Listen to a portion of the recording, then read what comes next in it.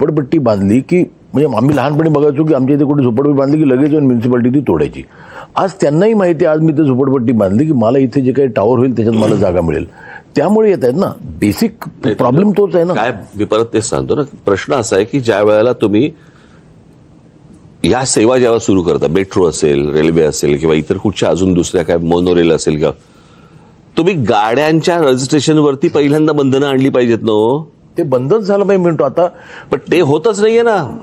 किंवा तुम्हाला घ्यायची असेल गाडी, ज्याच्याकडे आता एक गाडी करा येते प्रत्येक घरी. का मी तेच सांगतो, लंडन पासून परत येऊ शकतं 1000 किलोमीटर एवढ्या रांगा लागतात. राज्य आपल्याला त्याच्या बघा प्रश्न असा आहे ना की त्याच्यामध्ये तुम्ही आम्ही सगळेच आलो या सगळ्या गोष्टींमध्ये.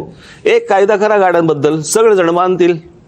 काय प्रश्न येतो त्याच्यामध्ये? बरं, जेवढ्या रजिस्टर्ड रिक्षाज आहेत तेवढ्याच अनरजिस्टर्ड रिक्षाज आहेत. कोणी त्याला त्याच्यावर अनधिकृत म्हणतात. अनधिकृत. आणि मागे एकदा मी एक झाली त्याला 10 वर्ष झाली त्यावेळेला एक अनधिकृत टॅक्सी आणि रिक्षांबद्दल आंदोलन केलं होतं. 4000 रिक्षा फाटल्या होत्या. गव्हर्नमेंटनेच पकडल्यानंतर त्या सगळ्या त्या फाडल्या होत्या. जवळपास 2-1000 टॅक्स्या डिसमेंटल केल्या होत्या. त्यावेळेला सरकारला सांगून मी करून घेतल्या होत्या. मला असं वाटतं काँग्रेस होते त्यावेळेला, काँग्रेसचं सरकार. काहीतरी म्हणजे मुंबई जर का वाचली तर काहीतरी. पण म्हणून आहे ना, आतापर्यंत आम्ही केलेली कामं लोकांसमोर आहेत. उद्या काय करणार ते लोकांसमोर ठेवलंय. आता लोकांनी ठरवायला पाहिजे की उद्या त्यांना काय पाहिजे. आम्ही ज्या तळमळीने बोलतो आहोत, विषय मांडतो आहोत, ह्यांच्याकडनं फक्त आरोप होत आहेत. केलेली कामं कुठे आहेत? ना यांनी कधी नेते निर्माण केले, ना कधी यांनी कामं निर्माण केली, नाही म्हणजे काहीच निर्माण नाही केलेलं. फक्त दुसऱ्याचं उचलायचं. आणि म्हणजे मी काल बोललो की शिवसेना प्रमुखांचा पुतळा जो आम्ही केला ते सुद्धा त्यांचं क्रेडिट ते घेत आहेत. मग तुम्ही आलात कशाला जन्माला आणि कशासाठी बसलात राज्यावर? फक्त निवडणूक आली का जातीपातीत धर्माधर्मात मारामाऱ्या लावायच्या, लोकांनी आंधळेपणाने मतदान करायचं, ही त्यांची अपेक्षा आहे का? अंधभक्त आहेत ना एवढ्या मोठ्या प्रमाणात. हो. हिंदुत्व म्हणजे काय आहे? अंधभक्त निर्माण करणं हे त्यांचं हिंदुत्व मला आहे. आता काय वाटतं माहिती, ही महानगरपालिकेची निवडणूक मला असं प्रामाणिकपणे वाटते की हे जी बेबंदशाही जी सुरू आहे याला जर समजा काही प्रमाणामध्ये त्याला जर थांबवायचं असेल, अटकाव करायचा असेल, तर ही महानगरपालिका या सगळ्यात मुंबई, ठाणा, या सगळ्याच मी MMR रिजन म्हणतोय, या आमच्या हातामध्ये येणं गरजेचं आहे.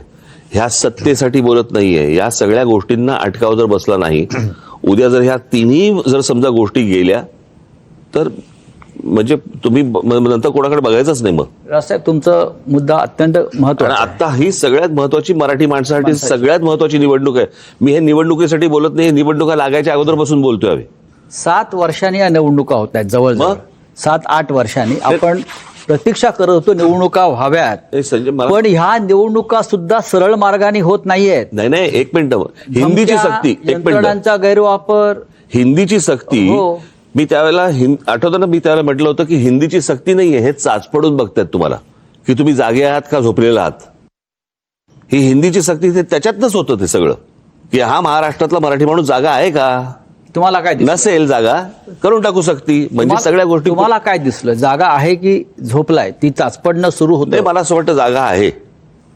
आणि तो नुसताच जागा नाही, त्रासला पण आहे आणि रागावलेला पण आहे.